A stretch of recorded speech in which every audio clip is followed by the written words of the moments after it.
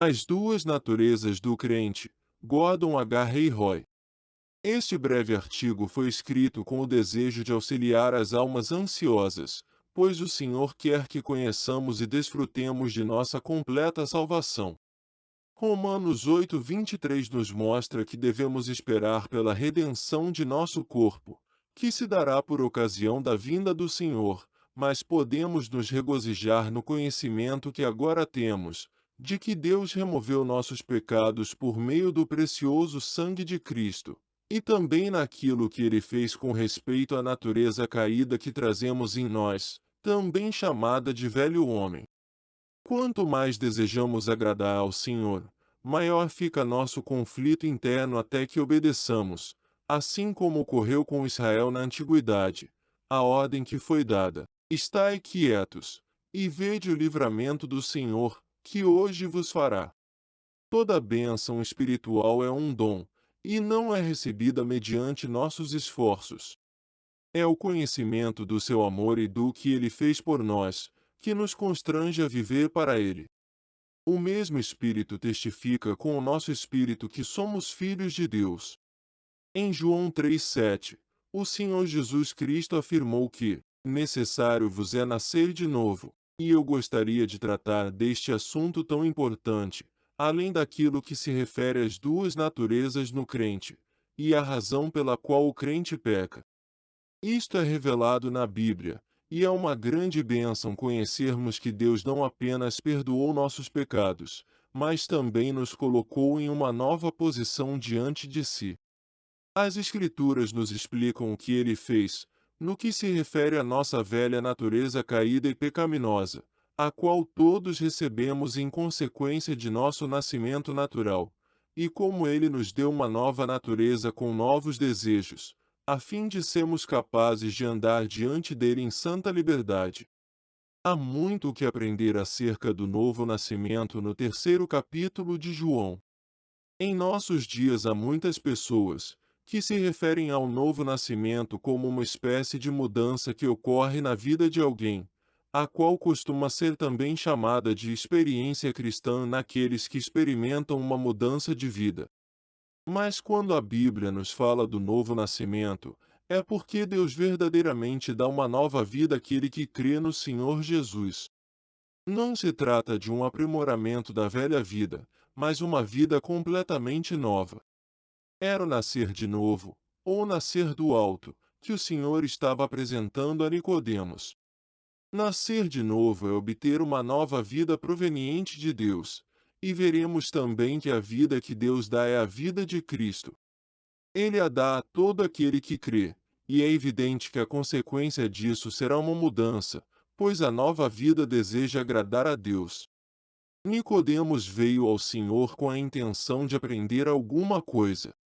Sem dúvida alguma o Senhor Jesus era, e é, um mestre maravilhoso, mas o que o pecador precisa antes de mais nada, é receber uma nova vida, e por isso o Senhor respondeu: aquele que não nascer de novo, não pode ver o reino de Deus. O homem havia sido ensinado sob a lei, pois a lei é santa, e o mandamento, santo, justo e bom, e todos aqueles preceitos que foram dados ao homem no Antigo Testamento vieram de Deus. Mas não davam uma nova vida, pois as Escrituras afirmam que, se dada fosse uma lei, que pudesse vivificar, a justiça na verdade teria sido pela lei. Em outra passagem lemos: quem dera que eles tivessem tal coração que me temessem, e guardassem todos os meus mandamentos todos os dias. Isto significa que a lei exige do homem algo que ele não deseja, e nem tem poder para dar. Ele precisa de uma nova vida. Por que então Deus deu a lei? Bem, quando você conversa com várias pessoas, acaba percebendo que elas não creem naquilo que Deus diz a respeito do homem, e por isso ele teve que nos demonstrar isso. Deus diz que enganoso é o coração, mais do que todas as coisas, e perverso. Quem o conhecerá?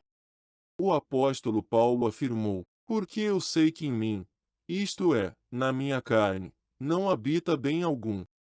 Em nosso estado natural não existe nada para Deus. Nossos corações estão em inimizade contra Deus, pois a própria Bíblia afirma que a inclinação da carne é inimizade contra Deus, pois não é sujeita à lei de Deus, nem em verdade o pode ser. O que provou a lei? E por que foi escrita sobre tábuas de pedra? Deus sabia que o homem, por possuir um coração endurecido, não poderia viver em conformidade com os seus mandamentos, ainda que pensasse poder fazê-lo. Se tenho um filhinho que pensa ser capaz de carregar uma pesada mala, como posso provar a ele que não é capaz? Deixe-o experimentar. Israel pensava poder cumprir os requisitos de Deus, pois assim disseram: tudo o que o Senhor tem falado faremos. Mas eles falharam miseravelmente, assim como todos nós falhamos. O Senhor mostra em João 3 que deve haver uma operação de Deus na alma. Houve uma obra de Deus por nós na cruz do Calvário, mas deve haver uma obra que aconteça dentro de nós, pois o coração natural do homem nunca irá atender aos clamores de Deus. O Senhor está dizendo a Nicodemos que ele deve nascer de novo, nascer do alto.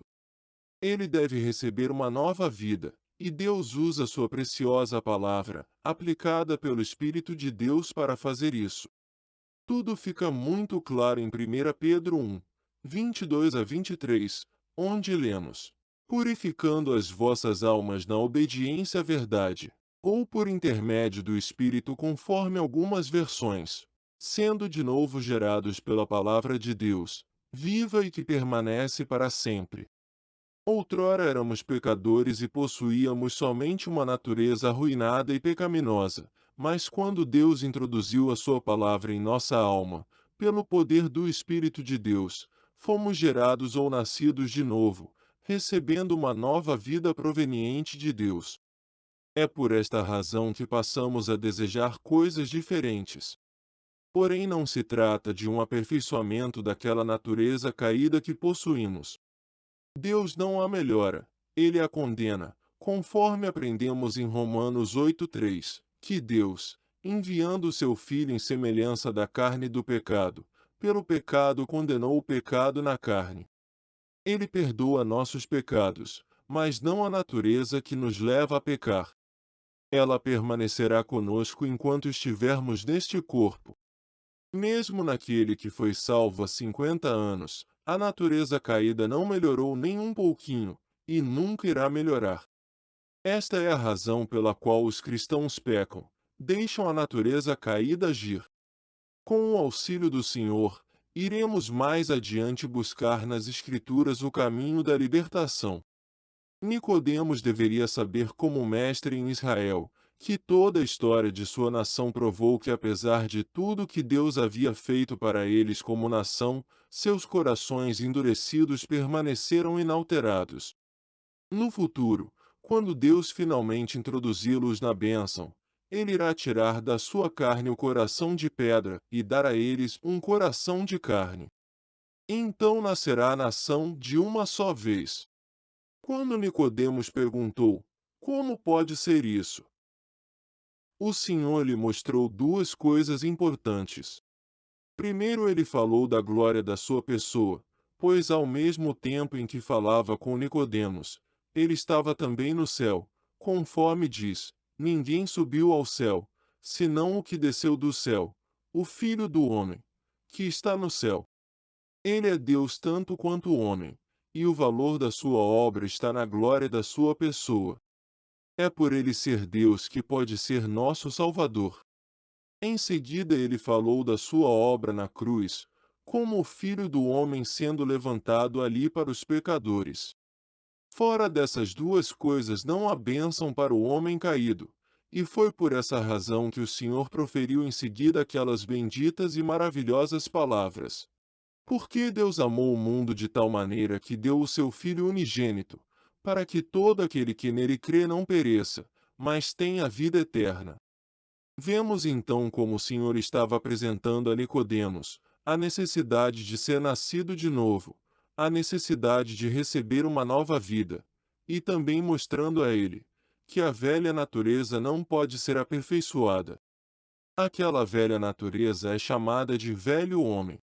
Em Efésios 4, 21 a 24, vemos que, se é que o tendes ouvido, e nele fostes ensinados, como está a verdade em Jesus, que quanto ao trato passado, vos despojeis do velho homem que se corrompe pelas concupiscências do engano, e vos renoveis no espírito do vosso sentido, e vos revistais do novo homem, que segundo Deus é criado em verdadeira justiça e santidade. Também em Colossenses 3, 3 a 4, encontramos: porque já estáis mortos, e a vossa vida está escondida com Cristo em Deus. Quando Cristo, que é a nossa vida, se manifestar, então também vós vos manifestareis com ele em glória. E ainda em 1 João 3,9, qualquer que é nascido de Deus não comete pecado, porque a sua semente permanece nele, e não pode pecar, porque é nascido de Deus. No capítulo 3 de João, vimos a necessidade do novo nascimento, e aqui nestas passagens vemos o que Deus diz a respeito do velho homem e do novo homem. Qual é a consequência de alguém ser nascido de Deus? Bem, após você haver colocado sua confiança no Senhor Jesus Cristo, seu corpo torna-se como uma casa com dois inquilinos. Antes disso você tinha só uma natureza, a natureza caída com a qual nascemos neste mundo. Mas o Senhor Jesus disse que a menos que venhamos a nascer de novo, não poderemos entrar no reino de Deus. Portanto, quando depositamos nossa confiança nele, ele nos dá uma nova vida, e essa vida, conforme podemos aprender daqueles versículos que acabamos de citar, é criada em verdadeira justiça e santidade. Trata-se da vida de Cristo, e essa não pode pecar. Quão maravilhoso é isto! Não significa que o velho homem foi aperfeiçoado, pois ele ainda se corrompe pelas concupiscências do engano, conforme acabamos de ler. O velho homem sempre age do mesmo modo, pois o que é nascido da carne é carne, e mais uma vez o Senhor volta a dizer: o Espírito é o que vivifica, a carne para nada aproveita. Podemos ver que se o velho homem, o velho inquilino, detém o domínio em nosso corpo, então pecamos. O fato de Deus prover sempre o suficiente para sermos restaurados, não é desculpa para pecarmos. Deus cuida de nós em todos os aspectos, tanto no que diz respeito aos nossos pecados, quanto naquilo que se refere à natureza que os produz, e seu desejo é que conheçamos e desfrutemos de sua graciosa provisão. Em Romanos 6, nos é mostrado o que Deus fez com nossa velha natureza, chamada algumas vezes de carne, velho homem e pecado, ou pecado na carne. No versículo 6, somos informados que nosso velho homem foi com ele crucificado, para que não servamos mais ao pecado. O pecado é a raiz, e os pecados são os frutos, assim como uma macieira e as frutas que ela produz. A natureza da macieira é produzir maçãs. Você pode colher todas as suas maçãs, mas no próximo ano ela produzirá maçãs novamente. O Senhor Jesus levou ele mesmo em seu corpo os nossos pecados sobre o madeiro. Mas era necessário que ele fizesse algo a respeito daquele velho homem que me fazia pecar. Aqui encontramos o que ele fez, ou seja, nosso velho homem foi com ele crucificado, e assim vemos que encontrou o seu fim diante dele em sua morte. O batismo é uma figura disto, conforme é dito, sepultados com ele pelo batismo na morte. O velho homem está condenado, crucificado e sepultado. Na cruz do Calvário, o Senhor Jesus não somente levou meus pecados, mas sua morte foi o fim de minha posição diante dele como um filho de Adão. Deus não vê mais o crente como um filho do caído Adão, pois morremos para aquela posição, e entramos em uma nova posição diante dele, pela ressurreição do Senhor Jesus. Talvez pudéssemos ilustrar esta nova posição com uma mudança de cidadania. Por ser um cidadão deste país, se você quiser cruzar a fronteira, e passar para outro país, terá que declarar sua cidadania, ou seja, seu país de origem. Mas se antes disso você mudar sua cidadania, sendo aceito e naturalizado como um cidadão do outro país para o qual pretende viajar, sua passagem pela fronteira terá um caráter completamente diferente. Aos olhos do oficial da fronteira você estará em uma posição totalmente nova. Para ele, você não existirá mais na sua antiga posição de cidadão deste país, pois se encontra e permanece agora, em uma nova posição. Assim também, Deus o vê agora em uma posição diferente, desde o momento em que você nasceu de novo e entrou para a família de Deus. Ainda que você carregue o velho homem dentro de si, estando agora com dois inquilinos em seu corpo, Deus o vê apenas em sua nova posição, aquela que você ocupa perante ele. Ele o vê como uma pessoa que morreu para a sua velha posição, e é agora nova criatura em Cristo. Deus nos apresenta o lado prático disto, nos versículos que se seguem. Temos que nos considerar mortos para o pecado, mas vivos para Deus. Antes de sermos salvos, nossas mãos faziam aquilo que nossa velha natureza desejava fazer, e nossos olhos contemplavam todas as coisas que nossa natureza caída, o velho homem, queria ver, pois nossos corpos estavam sob o controle daquele velho homem. Agora Deus dá ao crente uma nova vida, um novo homem que deseja agradá-lo, e ele nos diz: considerai-vos como mortos para o pecado, mas vivos para Deus. Agora, quando a tentação nos assedia, podemos dizer: não. Estamos mortos para aquelas coisas que a velha natureza deseja praticar. Podemos ceder nossos membros para executarem aquilo que o novo homem deseja fazer, coisas que são agradáveis ao Senhor. Permita-me dizer aqui que se você não tem nenhum desejo de agradar ao Senhor, você ainda não é um crente, pois se você é nascido de novo, então possui em si mesmo a própria vida de Cristo. Ah, você exclama, mas às vezes sinto o desejo de fazer aquilo que é errado. Isto não significa que sua nova vida deseje fazer o que é errado. O que ocorre é que você está permitindo que o velho homem, o velho inquilino, permaneça em atividade. Deus diz: considerai-vos como mortos para o pecado, mas vivos para Deus em Cristo Jesus nosso Senhor. O velho homem não detém mais o direito sobre o corpo. Deus afirma que estamos mortos para o pecado, e por isso lemos em 2 Coríntios 4:10, trazendo sempre por toda parte a mortificação do Senhor Jesus no nosso corpo, para que a vida de Jesus se manifeste também em nossos corpos. Muitos cristãos têm dúvidas acerca de sua salvação, por não terem sido ensinados como está a verdade em Jesus. Ficam surpresos quando percebem que, após terem sido salvos, continuam a desejar aquilo que é errado. E então Satanás lhes diz: talvez você não esteja a salvo, pois alguns de seus antigos desejos permanecem em você. Mas acaso o Senhor não disse em João 3,6 que o que é nascido da carne é carne? O próprio apóstolo Paulo teve que reconhecer que, em mim, isto é, na minha carne, não habita bem algum. Mesmo após ter estado salvo por tantos anos, ele continuava a possuir aquela natureza caída dentro de si. No capítulo 7 de Romanos, a questão deste conflito é tratada de uma maneira prática. A pessoa que é apresentada naquele capítulo está buscando conseguir libertação debaixo da lei. Já se encontra nascido de novo, possuindo assim uma nova vida, mas não está desfrutando de sua nova posição. O Espírito de Deus traz o assunto à tona, para nos revelar o caminho de libertação da lei e do velho homem. Por todo o capítulo, até o versículo 18, essa pessoa está chamando o velho homem de eu, e em outra parte chama o novo homem de eu.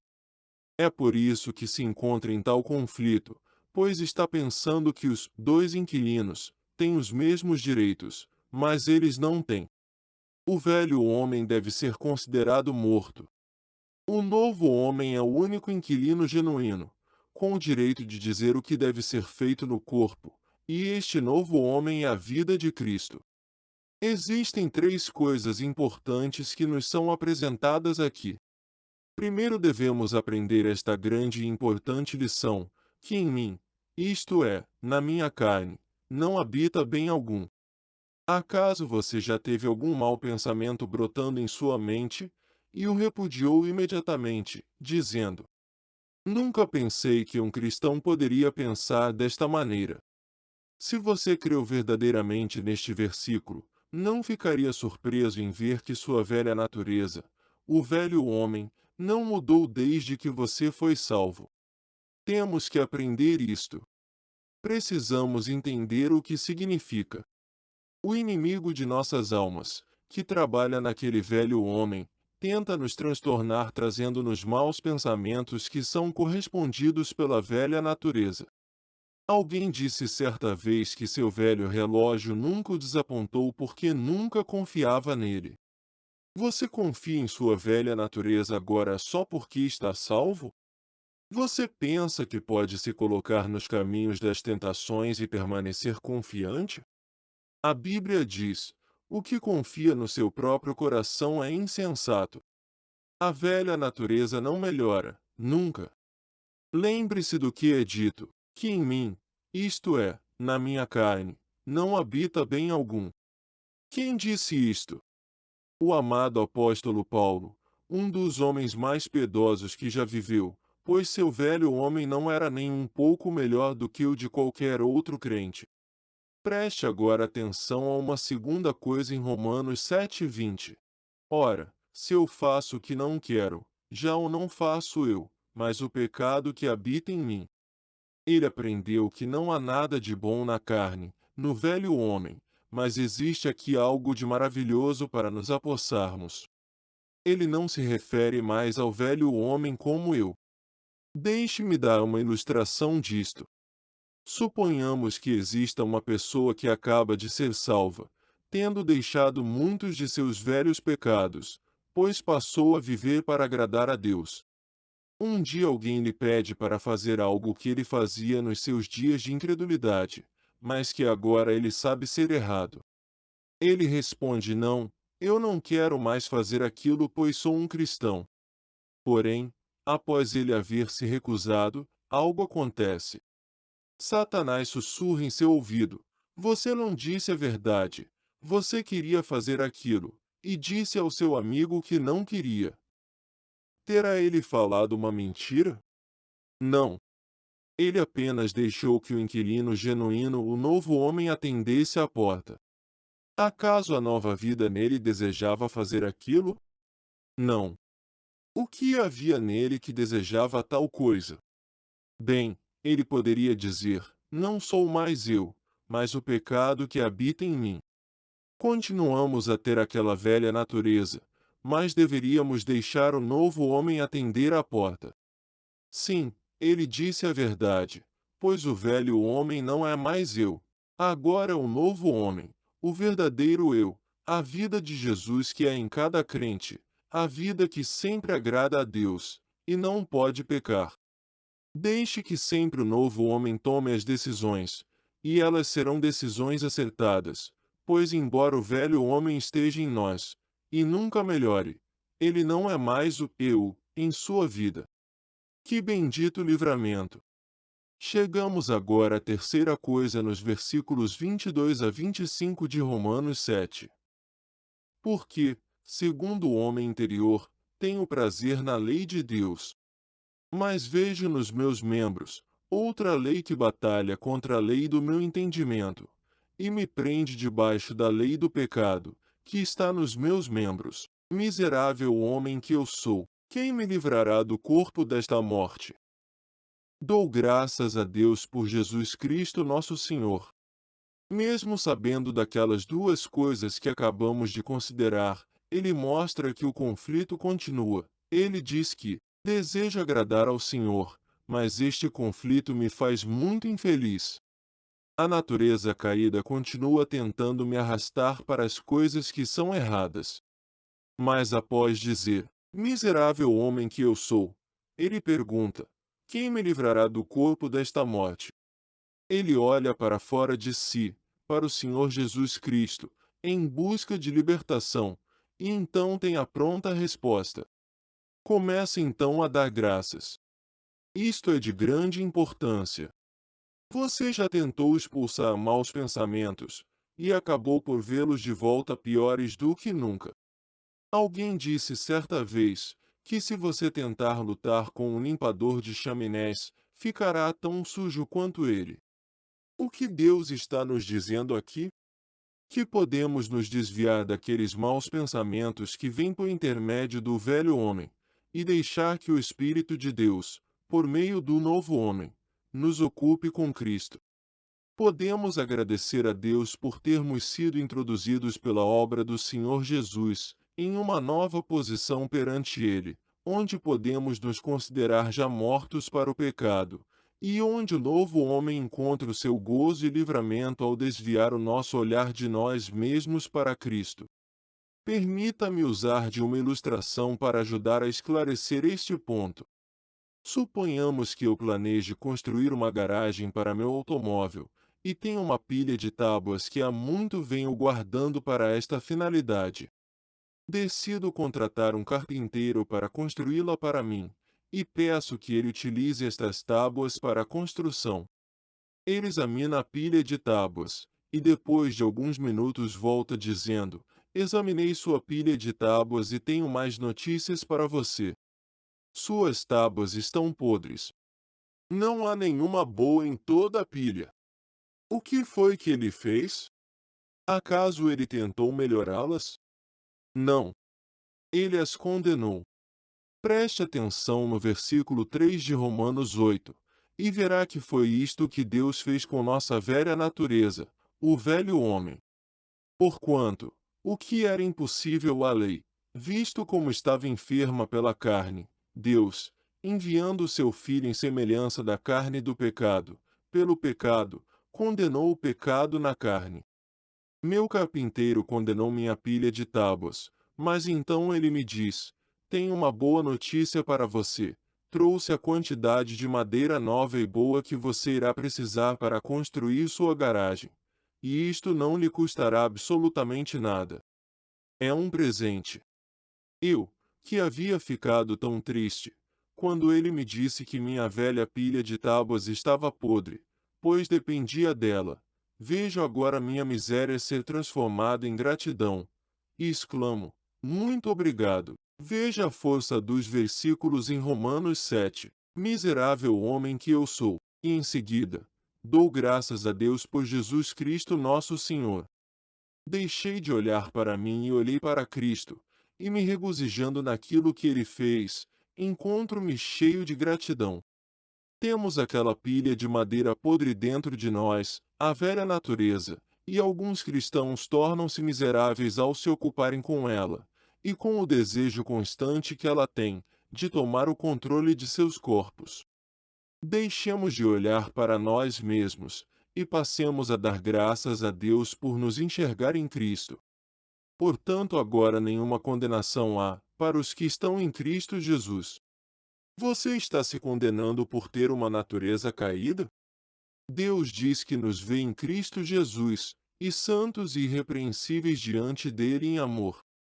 É realmente triste descobrir quão má é a velha natureza, mas isto deveria apenas levar-nos a ficar mais agradecidos pela libertação, conhecendo nossa nova posição diante de Deus em razão daquela bendita obra, realizada em nosso favor no Calvário. Deixe-me continuar um pouco mais com a ilustração acerca do carpinteiro. Depois que ele se foi, começo a pensar naquela velha pilha de tábuas. Será que estarão todas podres mesmo? Talvez exista alguma tábua boa no meio, e então me ponho a mexer na pilha para ver se existem algumas tábuas que não estejam podres, pois há muito que contava com elas. Naquele momento o carpinteiro chega e me pergunta o que estou fazendo. Eu explico quão mal me senti, quando ele me disse que toda a pilha de tábuas estava podre. Achei então que poderia encontrar algumas peças em bom estado em seu meio. Ah! Exclama ele. Você está se aborrecendo sem necessidade. Por que não agradecer simplesmente pela nova pilha de tábuas, ao invés de ficar procurando alguma tábua boa entre as velhas? Querido leitor, você tem estado a procurar por algo de bom na velha natureza? Deus já desistiu disso há muito tempo, e se você desistir agora, será uma pessoa feliz. O carpinteiro pega então um encerado e cobre a velha pilha de tábuas. É evidente que ela não irá melhorar, estando sob o encerado, mas ele me diz para eu viver como se ela não estivesse ali. É isto que significa nos considerarmos mortos para o pecado. Podemos dizer que a velha natureza, o velho homem, não sou mais eu, mas o pecado que habita em mim. Nossa posição diante de Deus é em Cristo. Como podemos ser libertados da atividade daquela natureza caída que permanece em nós? Isto nos é explicado em Romanos 8:2. Porque a lei do Espírito de vida, em Cristo Jesus, me livrou da lei do pecado e da morte. Se eu soltasse um livro que estivesse segurando, a força da gravidade o faria cair, pois ele estaria sujeito à lei da gravitação. Como poderia eu livrá-lo desta lei, sem mudar a lei, ou o peso do livro? Se eu amarrasse ao livro um balão de gás hélio, ele subiria. Não teria mudado a lei da gravitação, e nem o peso do livro, mas eu o teria colocado sob uma nova lei. O gás hélio é mais leve do que o ar. Desta forma o livro estaria livre da lei da gravitação. Apliquemos isto à nossa vida. Quando alguns pensamentos ruins se introduzem em sua mente, como você fará para livrar-se deles? Você não pode mudar sua natureza caída. Ela sempre age da mesma maneira. Não há nada de bom nela. Mas se você deixar que o Espírito de Deus, por meio do novo homem, o mantenha ocupado com Cristo, você estará livre. O Espírito de Deus trabalhando no novo homem, irá encher o seu coração com Cristo. Ele o levará a ver o que Cristo fez por você, o que ele está fazendo agora mesmo como seu advogado e sumo sacerdote, e o que fará por você, quando o tornar eternamente feliz na casa do Pai. Portanto, quando os maus pensamentos vêm à sua mente, lembre-se de que você não pode mudar a natureza caída, mas pode deixar que o Espírito de Deus trabalhe no novo homem. Pense no que você possui em Cristo. Regozije-se no fato que Deus o vê em Cristo. Esta é a única maneira de se livrar da atividade do velho homem dentro de você. De nada adianta tentar expulsar aqueles maus pensamentos, pois eles logo estarão de volta. É como lutar com o limpador de chaminés. Deixe-os de lado, dando graças pelo livramento de Deus, e regozije-se no Senhor. Quão maravilhoso é saber que Deus não apenas perdoou nossos pecados, mas condenou aquela natureza caída. Ela foi crucificada com seu Filho. Ele nos enxerga em uma nova posição diante de si, uma posição de nenhuma condenação, mortos e ressuscitados com Cristo. Regozijemo-nos. Demos graças. Ele nos deu uma nova vida, a própria vida de Cristo, que será nossa para sempre no céu. Quando você nasceu de novo, você recebeu esta nova vida. Você nasceu do alto e o novo homem é criado em justiça e verdadeira santidade. Deus deseja que você, como cristão, viva uma vida de santa liberdade e gozo, na posição na qual Ele o colocou. Não estamos nos referindo aqui ao que o crente deve fazer, caso deixe a natureza pecaminosa agir, mas apenas aquilo que Deus fez com respeito à velha natureza. Mas talvez seja de auxílio acrescentar alguns comentários a respeito disso. Se permitirmos o pecado em nossa vida, Deus providenciou um advogado, Jesus Cristo justo, e devemos confessar nosso pecado, reconhecendo que deixamos o velho homem agir. Isto não é com o objetivo de restaurarmos nossa posição diante de Deus, pois ela é sempre em Cristo, mas para sermos restaurados à comunhão com Deus e nossas almas. Que completa provisão para todas nossas necessidades nós podemos encontrar em Cristo. Quão importante é que leiamos a palavra de Deus, e que oremos, pois se negligenciamos isto, o inimigo conhece nossos pontos fracos e virá trabalhar naquele velho homem, levando-nos a pecar. Isto irá roubar nosso gozo no Senhor, e se não confessarmos os pequenos pecados, eles em breve se tornarão grandes pecados, pelos quais poderemos vir a ser colocados sob a mão de Deus em disciplina, ou talvez possam até mesmo nos colocar sob a disciplina da Assembleia, ou Igreja de Deus. Não nos é dito que devamos confessar maus pensamentos, pois o simples fato de os deixarmos de lado já é a forma de julgá-los, mas se permitimos a sua ação em nossa vida, então devemos confessar nossos pecados para sermos restaurados. Um verdadeiro crente nunca pode se perder, mas pode, como Davi na antiguidade, perder o gozo da salvação de Deus e desonrar o Senhor. A oração do salmista é boa para todos nós. Quem pode entender os próprios erros? Expurga-me tu, dos que me são ocultos. Também da soberba guarda o teu servo, para que se não assenhoreie de mim, então serei sincero, e ficarei limpo de grande transgressão. Sejam agradáveis as palavras da minha boca, e a meditação do meu coração perante a tua face, Senhor. Rocha minha e libertador meu. Gordon H. Roy